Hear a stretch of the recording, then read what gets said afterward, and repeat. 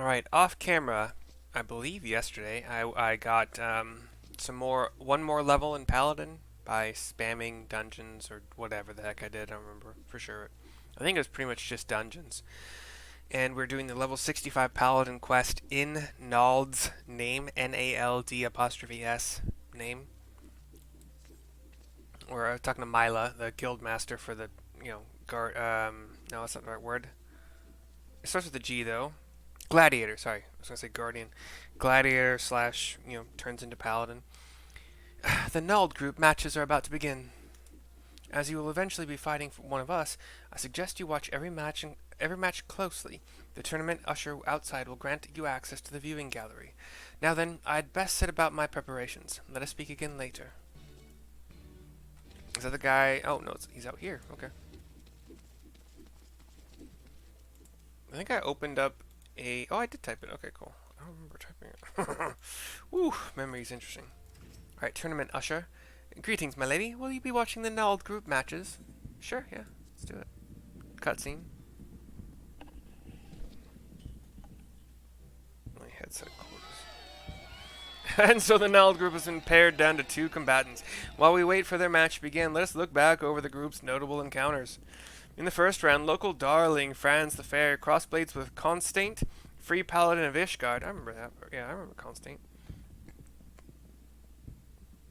Though the pundits tipped Franz as the outright favorite, the younger Constante refused to be cowed, tenaciously staying in the game before landing a single mighty blow that ended the proceedings. Undoubtedly, one of the upsets of the tournament, and most upsetting of all for the maidens.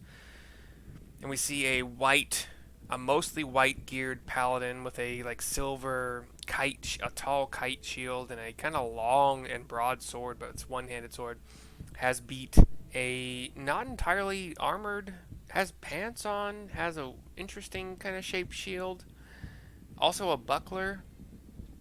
Maybe this thing on his hip was actually like a hand weapon. I don't know, but he's like doing that kneeling, heavy breathing, like, oh, I'm defeated, and most upsetting of all for the maidens the realm over, says Adrian. There's 2 announcers here.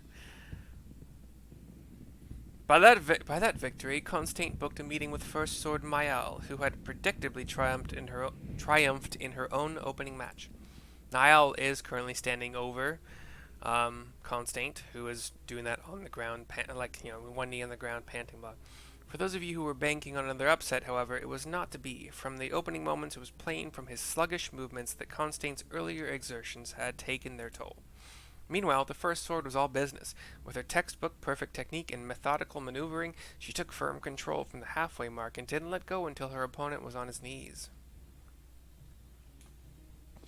I believe the preparations for the tournament's penultimate match are in order. Mila, first sword of the Gladiators Guild, will take to the arena against Black Lotus, the mystery contestant who has soundly defeated all comers.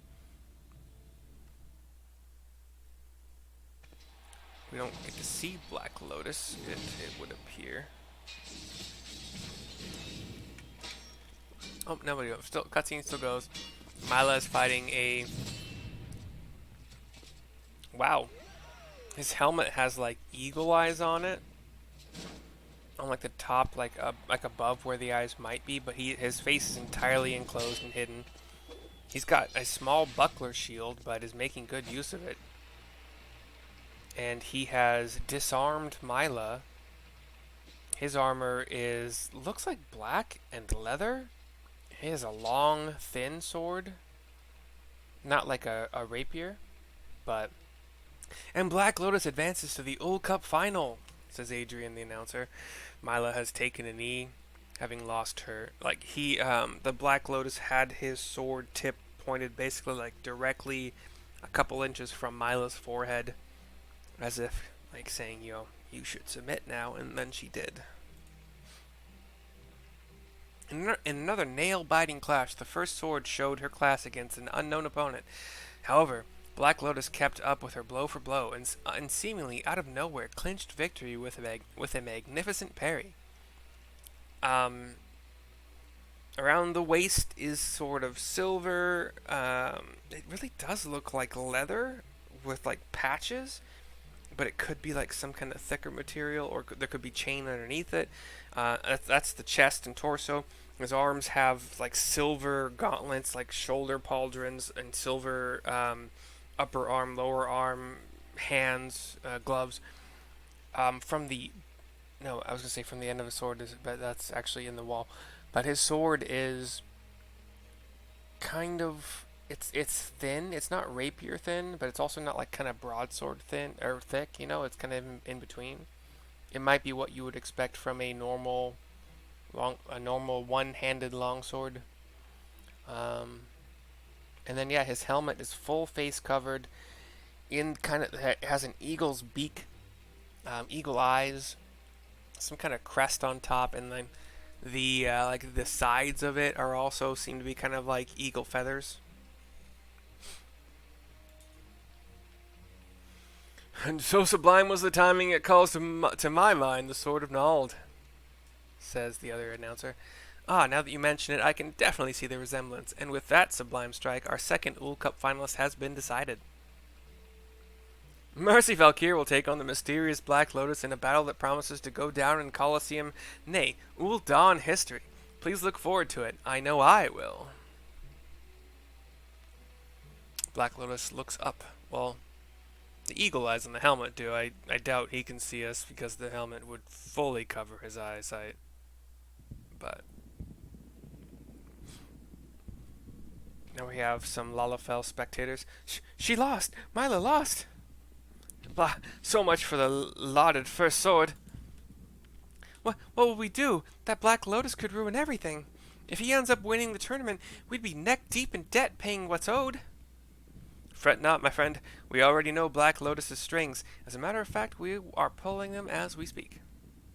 Truly? Do I not always say one can never have too many guarantees? He says with a creepy smile. Alright. We'll talk to Franz, who was defeated by Constant. To think that one more okay, I cannot pronounce this word correctly, I think. Beauteous? I'm going to go with Beauteous. Beauteous. Beauteous. To think that one more beauteous than me should be found in Ishgard, well, there's not for it but to train harder and grow more beauteous, said Franz. That Black Lotus fellow, though, there was something familiar about him. A beauteous ferocity I'd swear I've seen before, but I cannot remember where. Could be Aldous, or whatever his name was. Let's talk to Constant now. Mila is truly a complete fighter, and she gave me nary a flaw or opening to exploit. I can see why she is the guild master. Well, my little campaign may be over, but I take heart in the knowledge that yours continues. I shall pray for your victory. Constant, I believe, is the man in the, like, north of Ishgard, kind of like the Paladin quests where we were sort of kind of following the trail of that, not Galkin, sorry, whatever the FF14 version of Galka is. Hyren? No, that's human. God, why can't I can never remember what it's called. Sometimes I do, most of the times I don't. But like the Galkin, like the beefier, kind of hairier, kind of humanoid, whatever. Talking to Mila. From technique to sheer strength, that Black Lotus was a class above me in all aspects. What's more, he fought with a ferocious style that resembled... But never mind that.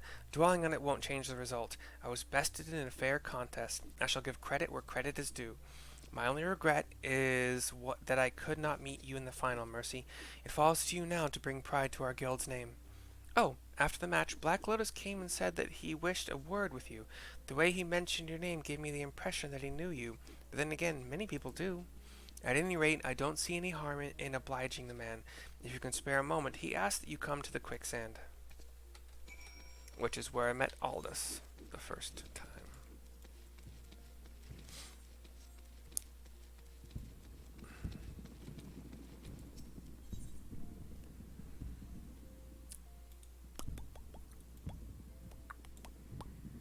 Yeah, the quicksand's like right here, right? Yeah.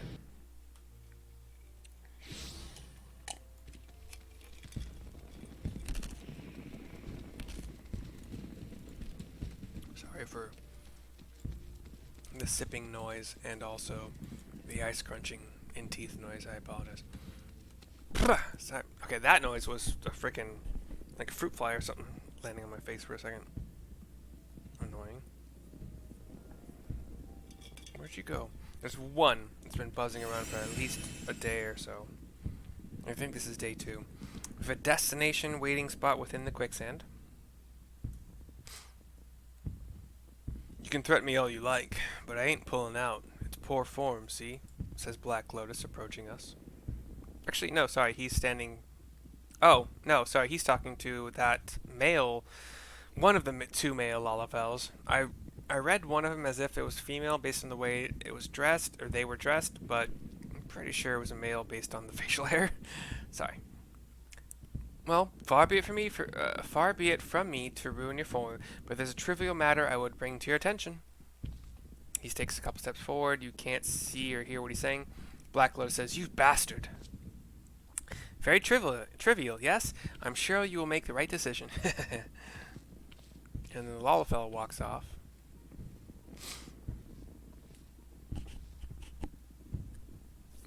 And then you step up a couple steps to talk to Black Lotus. You were listening, eh? Don't worry, there's nothing I can't handle. Look, I know I asked you to come here, but something's come up. We'll have to do this another time. You cock your head. Cutscene ends. And we're back to going to the Gladiators Guild.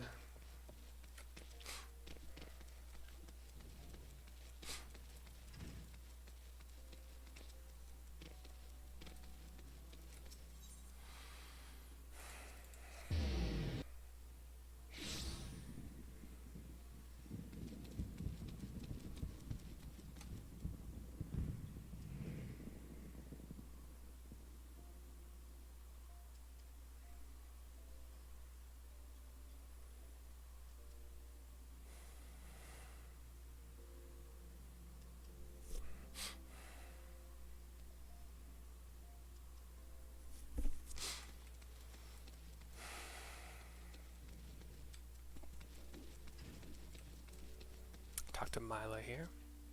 Well, did you meet Black Lotus? You talk to her, tell her what happened. Postponed, you say? I wonder what he wanted. If nowhere else, you could always try chatting in the arena. 'Twould hardly be the first time folk got talkative in battle. I must say, though, the disappointment of elimination is swiftly giving way to anticipation.